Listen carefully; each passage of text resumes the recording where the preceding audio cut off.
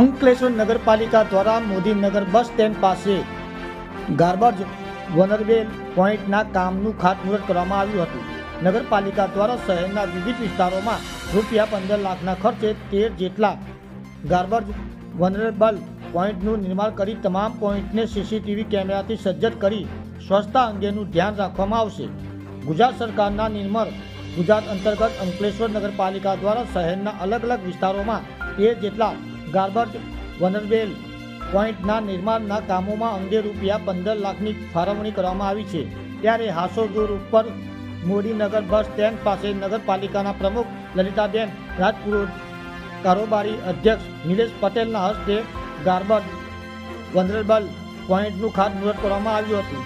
આ 13 જેટલા garbage vulnerable પોઈન્ટના ઉપર સ્વચ્છતા અને સુંદરતા માટે સીસીટીવી કેમેરા પણ મૂકવામાં આવશે। આ પ્રસંગે નગરપાલિકાના ઉપપ્રમુખ ભાવેશ કાર્યરત, સેનિટેશન સમિતિના ચેરમેન સુરેશ પટેલ સહિત પાલિકાના સભ્યો અને નગરપાલિકાના કર્મચારીઓ ઉપસ્થિત રહ્યા હતા। આજ રોજ નગરપાલિકા દ્વારા 15 લાખના ખર્ચે જીવીપી પોઈન્ટનું ખાતમુહૂર્ત કરવામાં આવ્યું છે। એ જગ્યા ઉપર કેમેરા લગાવવાના છે, સ્વસ્થ બનાવવા છે। અંકલેશ્વરને સ્વસ્થ બનાવવા માટે આ 13 જેટલા પોઈન્ટ નક્કી કરવામાં આવ્યા છે। આ ખાતમુહૂર્તમાં નગરપાલિકાના ઉપપ્રમુખ ભાવેશભાઈ, કારોબારી ચેરમેન નિલેશભાઈ,